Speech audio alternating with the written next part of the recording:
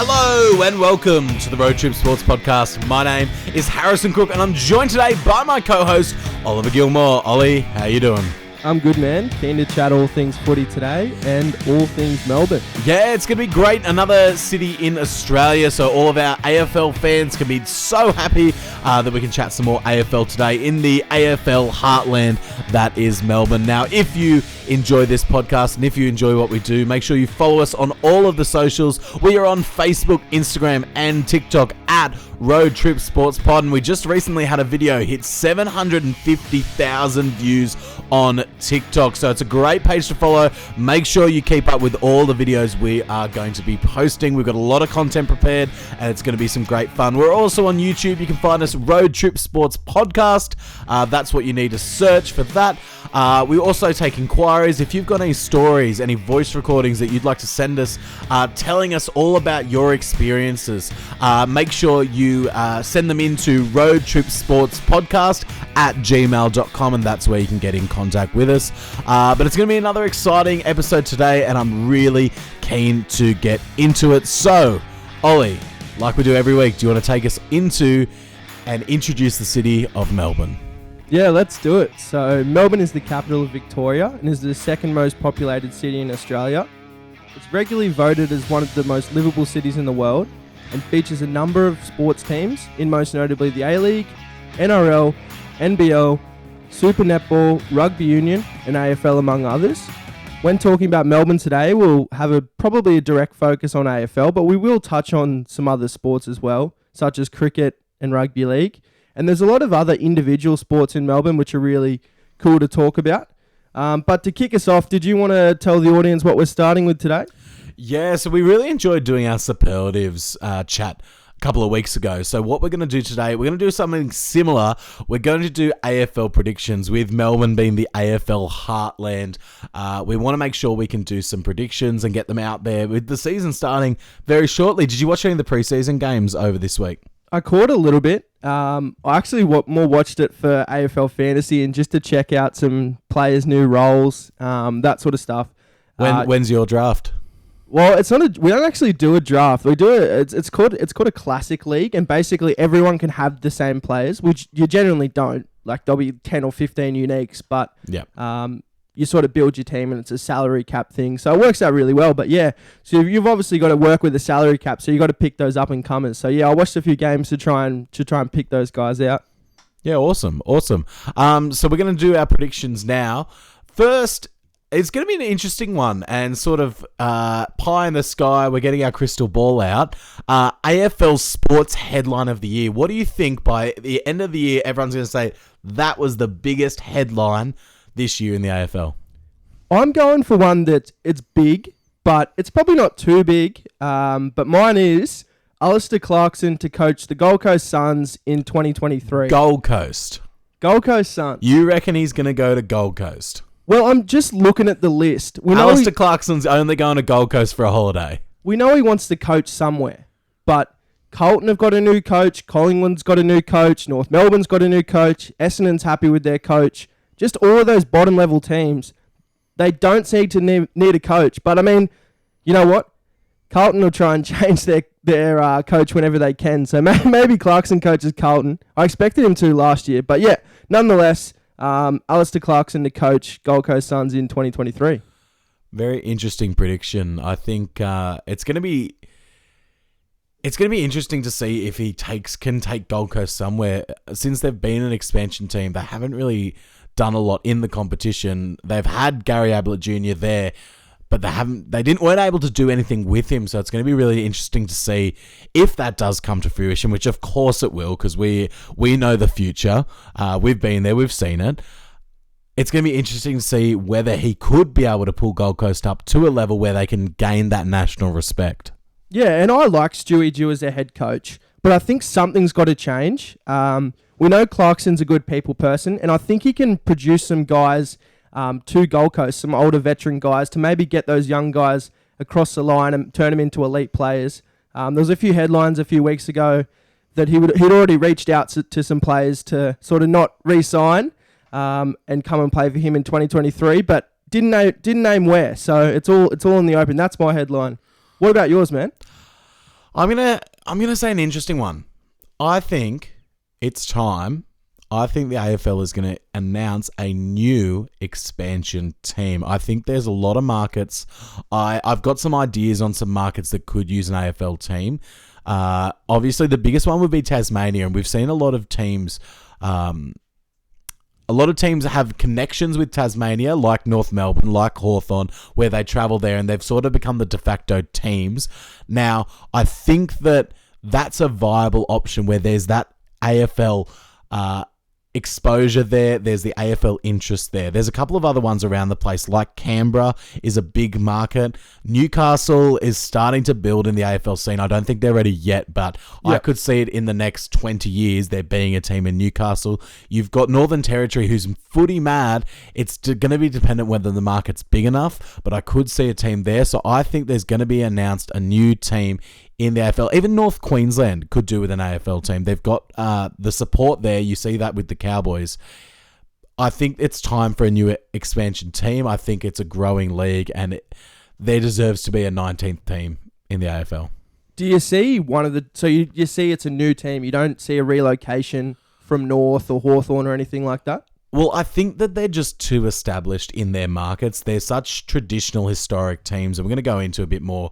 I actually went on a trip to Hawthorn's facilities. Yep. I had a family member who played for them, so I'll talk about it a bit later. But I think they're too established in where they are. They're not teams like if you said a Gold Coast would move, that would be believable. They haven't established their roots there yet. They haven't been successful. That would make more sense than a Hawthorn or a North, but Alistair Clarkson coaching for the Gold Coast Suns next year, I don't think they're moving out of Gold Coast. Yeah, look, I can certainly agree with that, man. Yeah, for sure. All right, so we're going to go into Rising Star now. Who do you think's your pick for the AFL Rising Star this year? Yeah, Noah, one of our listeners will love me saying this, but I'm going to go with Jason Horne-Francis. My reason, he was obviously the first pick in this year's draft to North Melbourne. But my reason is he's already played at an established level in the SANFL, the South Australian League, against men. So sometimes you think to yourself, these guys, they're missing that experience of playing at the top level or missing playing with men as they usually play Colts or the under-18s. But he's had that experience at such a high level and playing against men. And not only playing against men, but in that prelim final he played was one of the best players on ground. So I think he's a star. He'll get some mid-time, he'll kick some goals up forward, and he'll provide enough highlights to get the media talking. Yeah, for sure. My pick for Rising Star would be Jamara Ugle-Hagan. He's the first overall pick last year, and he retains his eligibility. He's a Western Bulldogs key forward, and in 5 games, he kicked 7 goals last year. Now, the game that I really focused on was the Swans game, and I felt like the Swans really shut him down well, but ultimately, he was still a force. It still took a lot of game planning around him to keep him under wraps in that game, so I think he has a bit of an explosion this year. Yeah, he's super raw too. Like, he's that raw talent, and a year on in the system is just going to do him absolute wonders. So, I can certainly agree with that there, man. For sure. Now, which team is most likely to win the premiership? Now, it is a, we should have said this at the start, but it is a Melbourne-based podcast, but all of these predictions could be any team in the AFL. So, we're not just going to talk about Melbourne teams. So, out of all the AFL, who's your tip for the flag? I thought of a few different options. But I'm going to go for a bit of a smoky this year. I'm going to take Brisbane. Brisbane? Yeah, okay. I think they got a good combination. They were pretty close last year, nearly beating the Dogs. That big goal from Bailey Smith at the end cost them that spot. But they're such a great team, a great young team. They've got that balance of young and old guys. I love their coach, and I just love everything that they're about. They've been around the mark, but I'm expecting big things, especially with Cam Rayner back this year, former number 1 pick. Yeah, my pick for the flag this year has got to be Melbourne. Back to back. I think they're going to go back to back. I think they've got the squad to do it. They've retained a lot of their key players. And they're still such a young team with that young core that I think they've got the material there to really build on that this year and have another strong showing again this season. Let's go into Surprise All-Australian now. Who do you reckon is going to be a bit of a shock? I'm sticking in Brisbane, and I'm going to go with Zach Bailey. We've already heard the murmurs that he's going to get more mid-clock this year. It is a surprise All-Australian. I mean, I could have named a number of guys, but I feel like he's a bit of a surprise. He hasn't been close as such, but he's a good young player. We saw him kick that winning goal against Collingwood last year to win the game after the siren.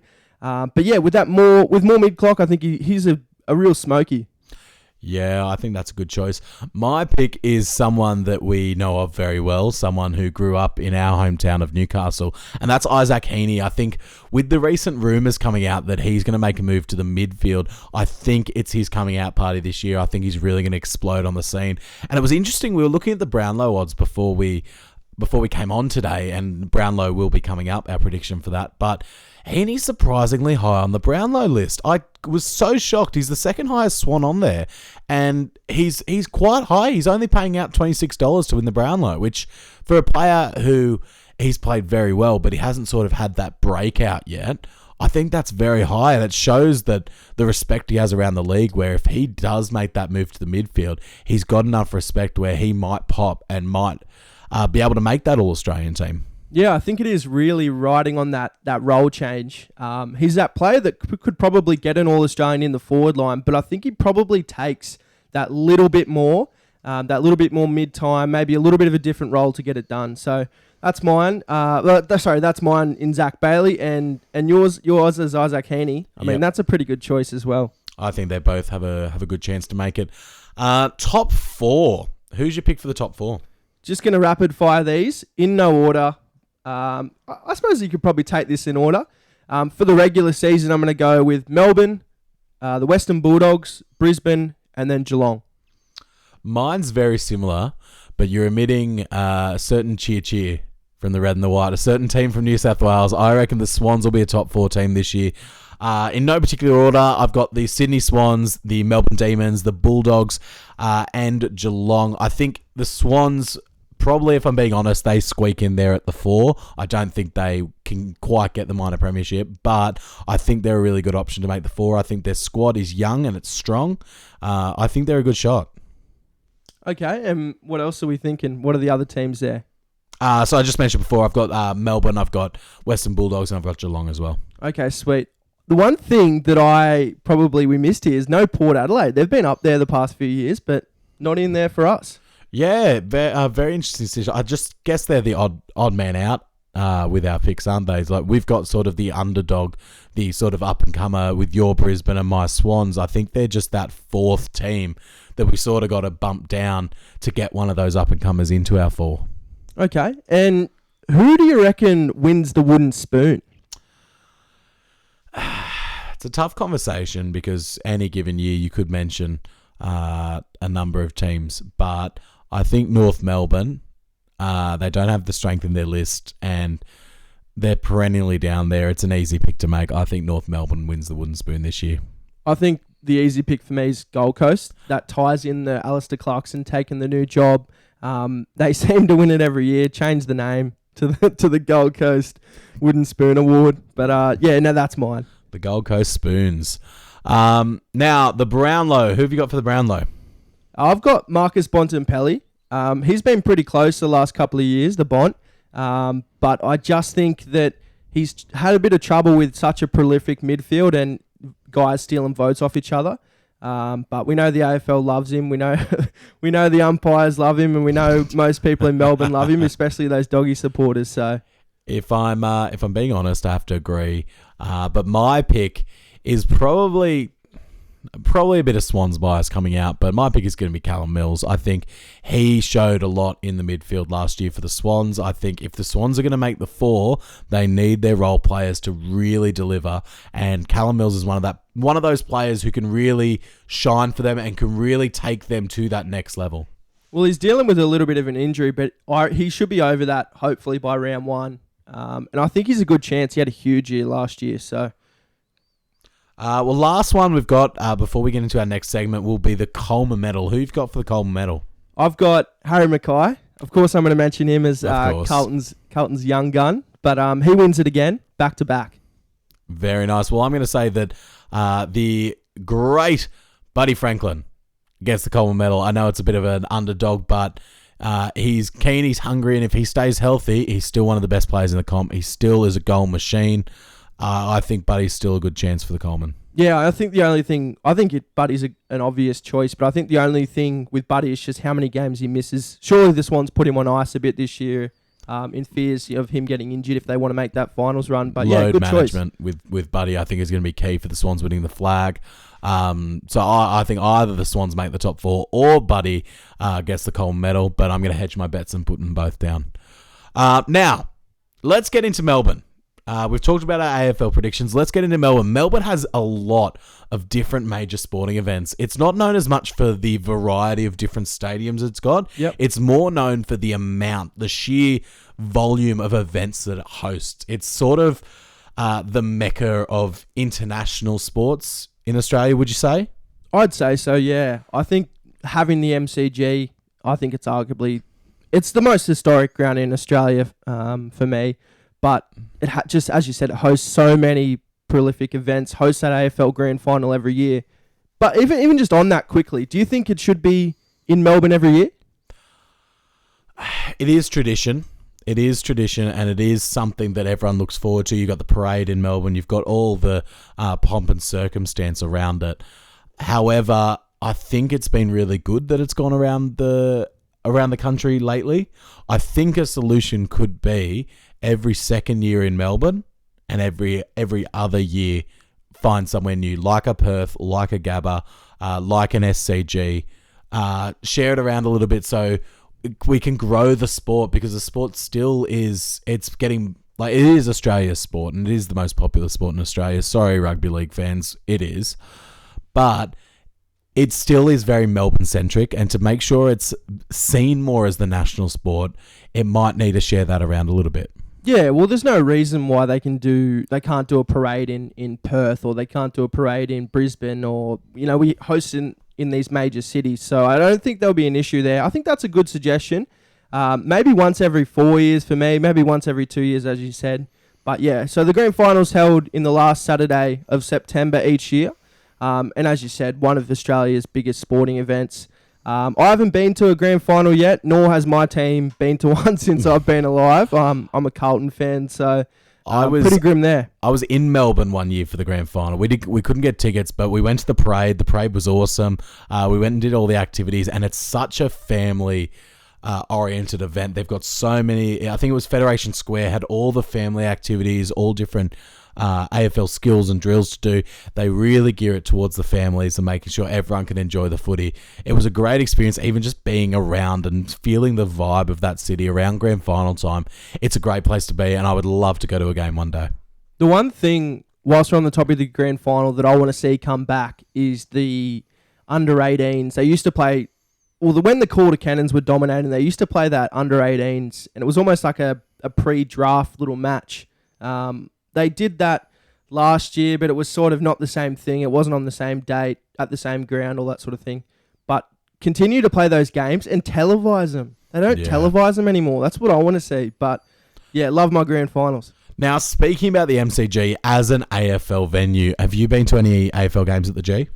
I've been to plenty of games at the G. It's sort of a bit weird for me because most of the bigger events that I've been to have been at Etihad, weird enough. Yeah, gotcha. I went to the bushfire relief match a couple of years ago. I think that was just before COVID hit, or it may have been just before COVID hit seriously in Australia. But that was a really cool event to see that All-Stars match. But yeah, I've seen a lot of games at the MCG. I don't think I've seen any finals, or probably because my team don't make them, mate. But yeah, what about yourself? So I've only seen one game at the MCG, but it is a pretty big one in the history of the AFL. So I was at the Line in the Sand game. It was Essendon and Hawthorn in 2004. And it's a game not remembered for the efforts in the sporting venture, but the surrounds of the sport, where there was a massive fight. It was huge. It was still something that's talked about to this day. It was a knockdown, drag out. That fight lasted for so long. I remember talking to my family about it because I was young when I went, but talking to my family about it this week when we were preparing for the podcast, they said it was like everyone forgot there was a football game going on. The fight lasted that long that people were like, oh yeah, oh, we're here to watch football? Oh, okay. Because there was players everywhere. There's jerseys ripped. They were going at it. Absolutely. Like, game stopped. It was incredible scenes and a very infamous moment in the sport's history, and one some would like to forget, but it was just crazy to see such violence on a football field. Yeah, I don't think we've seen anything since then, and I'm a big advocate for hard footy, bringing back the biff, but yeah, that was just different. There was hatred between those two teams. There was pure hatred in that. There was some real malice, and every time they tried to restart the game, all it took was one vaguely dirty hit, and it was everyone all in back again. Like, it was a huge deal. Now, we're going to get into the Melbourne Cup now. Melbourne Cup is a big event on Australia's sporting landscape. Do you want to talk about the Melbourne Cup at all? Yeah, I love the Melbourne Cup. It's a cool day. Usually people knock off work early or take the day off. Gather together and watch the big race. Well, it actually is a public holiday in Melbourne. In Victoria. So it's a big day around the country where everyone gets together and sort of watches the horse racing. It's held at Flemington Racetrack, but around the country, a lot of people go to their local racetrack to watch the race. Have you ever had a winner on Melbourne Cup Day? Mate, it is the hardest race to tip in the entire year. There's that many horses from different countries, mate. You know what? They have a sweep for a reason, because you've got no idea. No one has any idea who to tip. Roll the dice. So, but yeah, cool event. Love it every year. I probably won maybe once or twice in a couple of sweeps, but never won that big first four or something that you see people winning 500 grand and things like that. Yeah, for sure. Moving on now to the Boxing Day test. So we're going to talk a bit of cricket. It's held at the MCG each year, and it's one of the most important Ashes games. When Australia hosts the Ashes, it's always the one that everyone's watching, everyone's paying attention to, no matter the score in the series. Do you want to talk a little bit about the Boxing Day test? I love the Ashes. In particular, I love waking up. As I'm a bit older now, it might be a bit dusty from a few beers the night before, but I love waking up with a full belly from Christmas food, sitting on the lounge and watching some great cricket. And, they verse India and a few other different countries on that date as well. Yeah, it's a great event each year, and it's one that the whole country sort of looks forward to, and it is synonymous with the Christmas Day celebrations. Moving on now to the Australian Open. We're going sort of quickly through all the events because they do host so many here. The Australian Open is held in January each year, and it's one of the 4 Grand Slam tournaments, so one of the most important tennis tournaments around the world. It's held in the Rod Laver Arena in Melbourne. And Ollie, you've had some contact from some of our listeners. Yeah, so a few friends of mine travelled down to Melbourne this year to watch the Oz Open, and I just asked for a bit of a blurb about the event and just a couple quick pointers. So one of my mates, Hamish, has provided some info, and he noted that it's one of his top 5 sporting experiences ever. And I know that Hamish has been to NBA games. He went to a soccer game with me in Barcelona. We've done a lot of different sports events. So for him to say that, that's pretty huge. That's huge, yeah, for sure. He also noted that the first 2 days are pretty key. So get to the show courts outside. There's heaps of stuff to do, good food, and it's about a normal price for a sporting event, which is really cool as well. The last thing he said, though, was don't buy the Rod Laver tickets until you know who is on. Gotcha. So I know this year they tried to keep Nick Kyrgios and Kokkinakis off that Rod Laver court. So maybe a few people would have bought their tickets in preparation for them being put there, but yeah, maybe just wait and see. Yeah, that's a really good tip. Thank you, Hamish, for sending that in. Now, the last thing we want to talk to our listeners about is an event that we have both attended together. Now, in 2018, we flew to Melbourne. We did. And we went to the MCG to watch the wrestling. Now, some people might say, hey, wrestling isn't a sport, but it's close enough, so we want to talk about it. We do, and wasn't it a cool experience? It was amazing. It was the largest WWE pay-per-view event that was held in Australia. So it was held at the MCG. What a fantastic place to hold a big event like that. It felt sort of like a bit like WrestleMania in the vibe with the big stadium feel, but then sort of like a house show as well. Yeah, it was a bit of a weird vibe. I haven't been to I've only been to those WWE house shows when they've come to Australia. Yep, same. So I hadn't been to a pay-per-view, so I can't really comment on that. But it was a bit house showy. But having that big, huge crowd in that iconic stadium, and we were actually close to the Shield's entrance. So for those of you that don't know, a team, I mean, they're not together anymore, but they walk down one of the greatest factions in WWE history. Yeah, for sure. So they walk down basically where you're seated, if you're lucky enough, and we actually were lucky enough. Do you want to talk us through that? Yeah, so they walk down sort of the aisle to the arena, make sort of a different entrance to the rest of the wrestlers, and we were actually in the section next to the aisle, so we were probably, 10, 15 metres away? If probably closer. That, I think there was like 5 people between us and the aisle as well. It was crazy. So we saw them up close and personal. They are huge gentlemen. But it was awesome to see. It was great to see matches that actually mattered. Like when you go to those house shows, they're matches that don't matter. Yep. So it was great to see matches. We saw Triple H versus The Undertaker. Shawn Michaels and Kane were in the corners of their respective BFFs. Yeah. We saw all sorts of matches. Got to see John Cena. Got to see Ronda Rousey. So many amazingly talented wrestlers that we actually got to see. AJ Styles, Daniel Bryan. It was amazing to see those guys actually up close and personal. And it's one of the memories I'll always remember going to that with you. Yeah, for sure, man. And bring back a little bit of our childhood as well when we were huge WWE fans. So yeah. If you'd like to hear more WWE content from us, make sure you let us know because it's something we're both really passionate about, or just wrestling in general.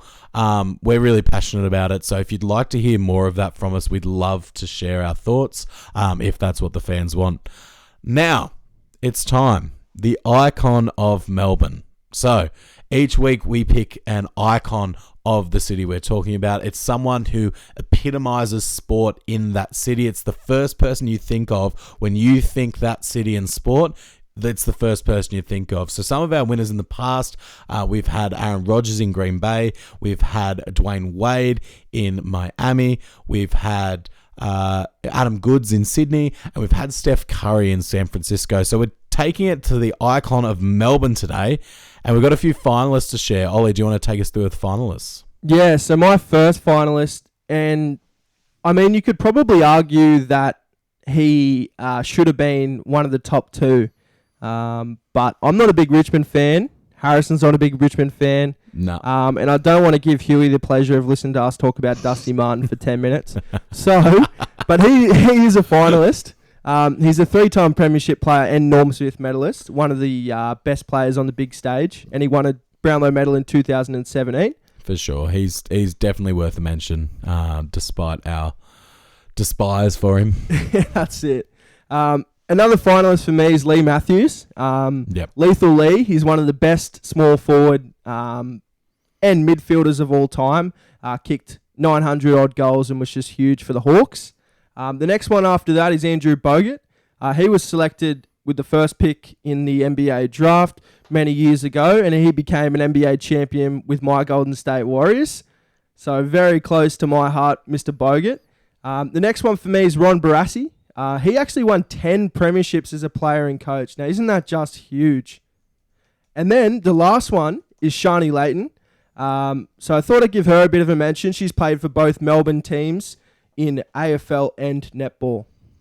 Yeah, awesome. So I've got a few nominees as well, some finalists that we're going to talk about. Rod Laver, former number 1 in the world. He had a court named after him in Melbourne, obviously the Rod Laver Arena that we've talked about, that now hosts the Australian Open. So it's one of the most famous arenas in the world, dedicated to one of the best tennis players in Australia's history. Another one, Margaret Court. Although she's made some sort of sour comments lately, she's still got to be recognised as one of the former number 1 in the world, and also has a court named after her. Now, Ben Simmons is another controversial figure. You've given me all the controversial ones today. Number 1 overall pick in 2016, basketball phenom. Has fallen off the wagon a bit lately. He's had a bit of controversy with his stints in the 76ers and now being traded to the Nets. Just can't seem to get on the basketball court and play, and needs to work on his shooting a little bit, I think, as well. Yeah, I think he probably deserved the mention because he has that potential to be the greatest Australian basketball player. Hopefully, he can represent Australia on the world stage. He's not everyone's favourite at the moment, but yeah, I still think he's a worthy finalist. Definitely. So a couple more we've got Dylan Alcott. He's a wheelchair tennis champion, Paralympian. He also won Australian of the Year this year for his work in raising the profile of Paralympic athletes. So a fantastic ambassador for the sport in Dylan Alcott. And last but not least is Andrew Gaze, a former professional basketball player and coach, and definitely an icon in the sport in Australia. One of the first sort of Australians to make it big in the NBA. So shout out to Andrew Gaze there. Now, we got to get into our nominees, our finalists, our 2 that we're going to debate about today, Cameron Smith and Shane Warne. Do you want to let me know about Cameron Smith? I do. Despite through gritted teeth, I'd like to let you know about Cameron Smith. You know what? I've passed this off to you because I want to talk about our other finalist. But you know what? Cam Smith, he's a worthy finalist, and you're probably thinking maybe we should have included an AFL player. Dusty should have got the nod. But let's just listen to all of these accomplishments. I'm going to play devil's advocate today because, honestly, he's got too many accomplishments not to be talked about in that conversation. So he's the Melbourne captain for many years. He played for Queensland and Australia, 430 club games for the Melbourne Storm. That is an NRL record. He is a 3-time grand final winner. In 2012, 2017 and 2020. You might be thinking, hang on a second, I thought he won a couple earlier. However, he had 2 grand finals that were stripped in 2007 and 2009. So if you forget about the books, he's won 5 grand finals. He's also a 4-time minor premier, 3-time stripped minor premier. So 7 minor premierships. Wow. He's a 4-time grand final runner-up. He's won 11 State of Origins with Queensland, most of them being captain. He's won 3 World Club Challenges. He was the Melbourne Storm captain for 327 games. Wow. So from 2006 to 2020. And I'm hearing a lot of wow because they're just stats you don't think of. And you think of him as the player, but you don't think of the impact that he's left on the game. He's also Queensland captain for 21 games. He captained Australia for 33 games. And he was the 2-time Dally M medal winner in 2006 and 2017. You got anything else there, man? I think I've said enough good things about Cameron Smith. I'd like to leave it there, please. Yeah, wow. What a lot of accomplishments there. And it's hard to sort of knock him as one of rugby league's greatest players of all time. The rugby league handful himself, Cam Smith. But what do you think about the grand final being stripped of the Melbourne Storm? Do you think this impacts his legacy? I know we mentioned last week with Barry Bonds and the doping thing, but this is a team thing. This is a salary cap thing. It's much different when it's not just an individual player. Look, I think that if they were the only grand finals he won, it would be a bigger deal. Yeah. The fact that he has 3 grand finals that he won, not even counting the stripped ones, I think it almost he's better off for having won those games than not having them at all. It still is tough to win a grand final, even if you've got a few extra good players. It's still tough to win. They still won tough games, those grand finals that they did win, and he played a pivotal role in both those games. So they still did win the games. Yes, they cheated. Yes, they obviously deserve to have those results stricken from the record and stripped. But for an individual, I think it's still a plus in the column. What about you? Yeah, I think it's a tricky situation. I think anything that involves a team and involves a front office and salary cap You shouldn't take away from the players. That said, as the captain, how much influence does he have? Does he know? But I think regardless, they won premierships. They won those minor premierships. They won those 2 grand finals. I know they did it. The best players on a team in paper, and they still don't get it done. Like, he still got it done. He still played the pivotal role in those teams. Well, that's the thing. I think the Melbourne Storm are a great team. And honestly, I think you look at the amount of players that move to the Melbourne Storm from other clubs. Everyone always says you play your best football at the Melbourne Storm. Huge props to Cam Smith there. I know my mate Tommy Hanley's a big fan of Cam Smith, and he was an advocate for Cam Smith as the winner of our debate today. I'll throw a hypothetical for you quickly. So we saw that out of the sort of core star players that they had, Greg Inglis was the one to leave when they had to get back under the salary cap. They don't have Greg Inglis. Do they win those premierships? I think so. You think so? I think so, yeah. I probably do too. Yeah, they're a strong outfit, and they probably would have brought someone else through the system who could have done, maybe not to Greg Inglis' standard, but fit a similar role. So, do you want to talk about our other finalists now? Do you want to talk about Shane Warne? Yeah, so that's it. Our other finalist is Shane Warne. Now, he played 145 test matches, and most notably, his achievements occurred on the international level and playing for Australia. But the big thing for me when I was looking at his accomplishments was the 700 career test wickets, 293 taken in the 50-over format. And he also has taken the most wickets in a calendar year multiple times. That's incredible. Team of the century. And I just think Warnie's just that iconic figure. He's the king of spin. I don't think we've seen anyone. Nathan Lyon's a great spinner. But he doesn't like Warnie. I don't think he laces Warnie's boots, to be honest. Yeah, and I think we were talking about before the podcast earlier about the impact that he's had, not just on Victoria, not just on Melbourne, but on world cricket. The fact that if you think spin bowler, you think Shane Warne. If you want to do, if you're playing backyard cricket, you start spin bowling, you say you're pulling a Warnie, you go, oh, I'm just like Warnie. The fact that he's been retired for so long and he still carries that weight shows to his icon status. Yeah, and I think what contributes to his icon status as well, when you think of Cam Smith, whilst he's got a lot of those individual achievements, Warnie does it off his own arm. More of an individual sort of aspect. I know Cam Smith's the captain and he's probably Melbourne Storm's best player for many, many years, but Warnie taking huge wickets to win Australia test matches was just absolutely huge. And if you think of, Melbourne is a multicultural city, got a lot of people from India and a lot of cricket countries, and you walk to them on the side of the street and you say, who's more iconic out of Cam Smith or Shane Warne? They might look at you in the face and say, I don't know who Cam Smith is. I'm not a rugby league fan, but if even if they are, I still think they go with Warnie. He's one of the best. I think he's the best spin bowler of any country. Yeah, I agree. Now, our winner. So we'll announce the poll results and then we'll announce the winner in our poll on our Instagram. And if you do want to vote in our poll, make sure you follow us on Instagram at roadtripsportspod. The winner of our poll with 57% of the vote was Shane Warne. Now, Cam Smith only polled 14% of the vote, with the rest voting for other. I think Cam Smith has that bias from other markets, from people who aren't in Melbourne. He's one of those guys, we talked about it before the pod, he's one of those guys where if he's playing for your team, you love him. You absolutely love him.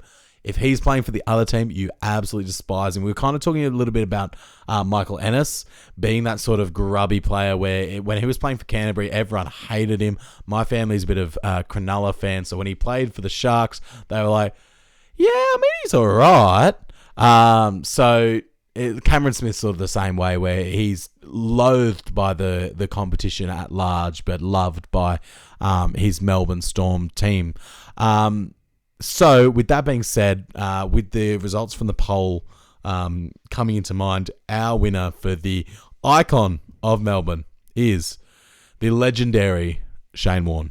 Ollie, do you want to take us through the top 5 moments, most iconic Shane Warne moments?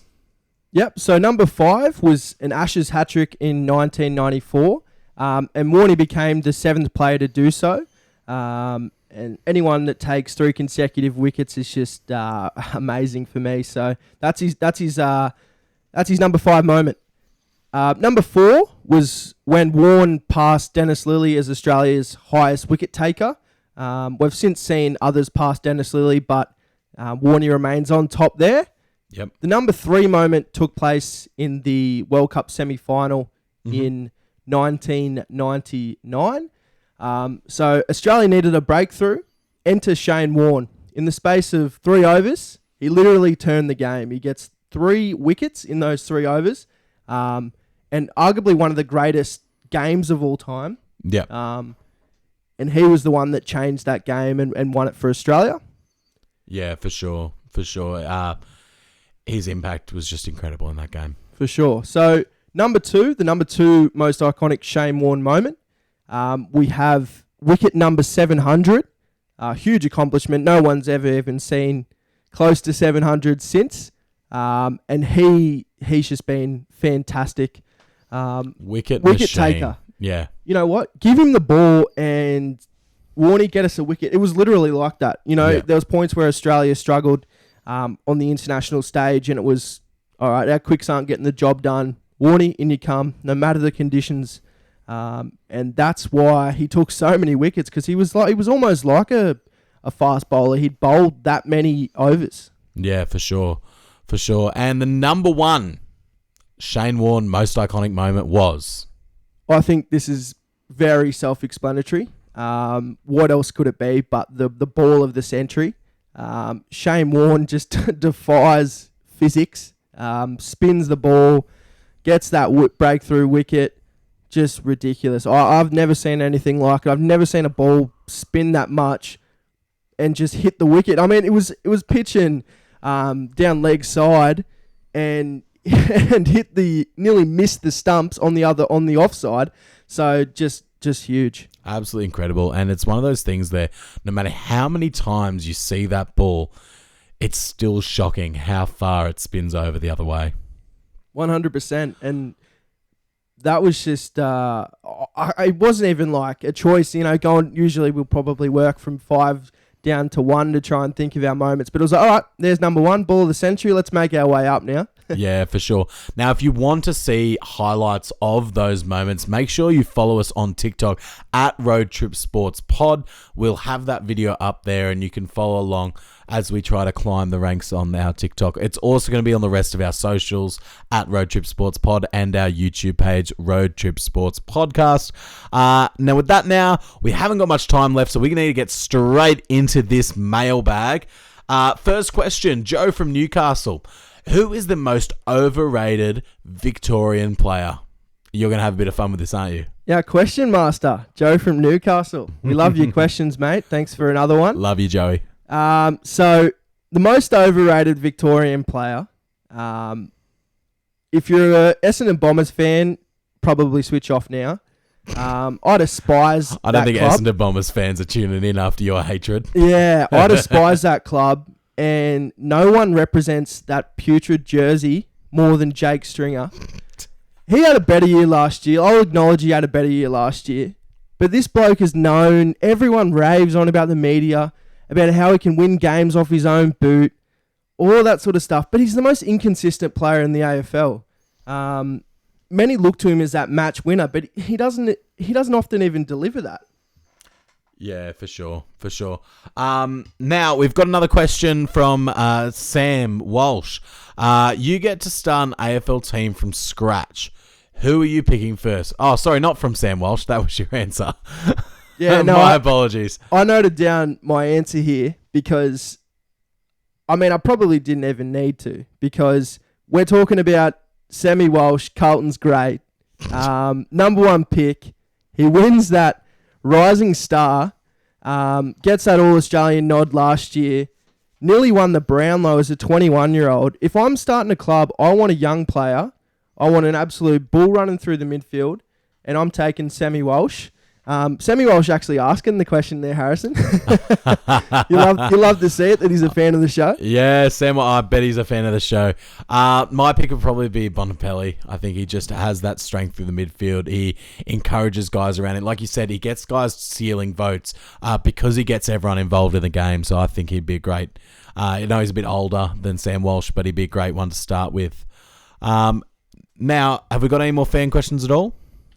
I believe we had one more question, and it was about which team was closer to a premiership. Do you remember those teams that were provided? So it was Carlton, Essendon, Collingwood, North, and Hawthorn. Well, you know what my answer is going to be. I'm going to go with Carlton. Essendon. I'm going to go with Carlton. I think Collingwood's got one of the better lists there, but I think they've got an aging list, which sort of hinders me picking them. I get fooled into thinking Carlton's got a top 8 list every year, but they've got a lot of young blokes, and I think they've got that spine of Mackay, Curnow, Cripps. They've got Walsh in the midfield. They've got Jacob Wiedering as an All-Australian back. I'm going with Carlton. Yeah, it's hard to pick for me. I think that the culture is there at Hawthorn where I think they can pick it up soon as long as they add a few more players to their list. I think they've got a chance at sort of picking that one up soon. For sure. I've actually got a bit of a fun question for you. Right. I was thinking about it between when we're talking about the grand final chat before. Yep. Would you rather attend a Super Bowl and watch 2 random teams or watch the Swans live in the AFL Grand Final? That's a really tough question. I think that's a really balanced question. I think being my fandom lies with the NFL, being that I think the NFL is a bigger event. Well, it is a bigger event nationally in the States and then internationally as well. I think the pomp and circumstance, the vibe, the energy at a Super Bowl would just be absolutely unmatched. I think I would rather attend a Super Bowl with 2 random teams. Yeah, I think to touch on what you said there, getting into a Super Bowl is a lot harder than getting into an AFL Grand Final. If you're a member, there's a decent chance that you're going to make it there. But most people that are fans, may go to one grand final in their life, which is still huge, but many people don't go to a Super Bowl unless you're rich. So that's a huge point there. But I think I'm going to have to go the opposite here. You love your Carlton Blues. Just knowing that Carlton are in a grand final is enough for me to get pretty excited. But to watch them live, they'd probably choke on the stage for me. But even to watch them live in a grand final, to attend that grand final, and to know Carlton are decent enough to make a grand final, I probably would have enjoyed the ride along the year as well. I think the only way Carlton are making a grand final is into your hypotheticals these days. We might have to cheat that salary cap again, mate. Well, that's about it for our podcast today. Thanks so much for listening to our chat about Melbourne.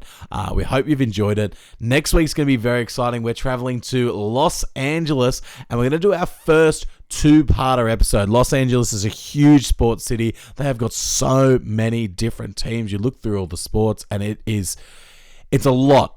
So we're going to take 2 episodes to get through it. So are you excited for getting us to Los Angeles? Yeah, I'm excited for Los Angeles. Another city I was fortunate to travel to in December last year.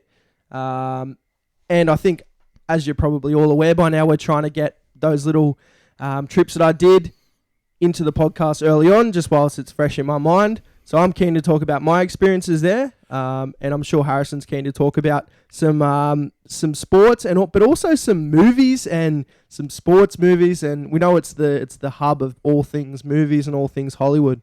Yeah, it's going to be very great, and it's sort of one of those places where it's the easiest city in America to get to, so it's one we really wanted to delve into, how to attack the sports scene in LA, because it's so easy compared to other cities for Australians to get to LA, and a lot of everyone's favorite teams come from that West Coast. So we wanted to really attack that. So we're going to use 2 episodes to do it. So I hope you can tune into that next week. It'll be out the same time, Tuesday, 7 p.m. Australian Eastern Standard Time. In the meantime, make sure you follow us on all the socials at Road Trip Sports Pod. We are on Facebook, Instagram, and TikTok. Make sure you look at our YouTube page, Road Trip Sports Podcast. You can also make any inquiries to the podcast. roadtripsportspodcast at gmail.com is where you can find us. We are so excited to be bringing this to you. So make sure if you've got any stories you'd like to share about your trip to LA, if you've got any great games that you saw, we'd love to hear about it. So make sure you get in contact with us through one of those channels. We'd love to have your experiences on the podcast too. Anything more from you, Ollie?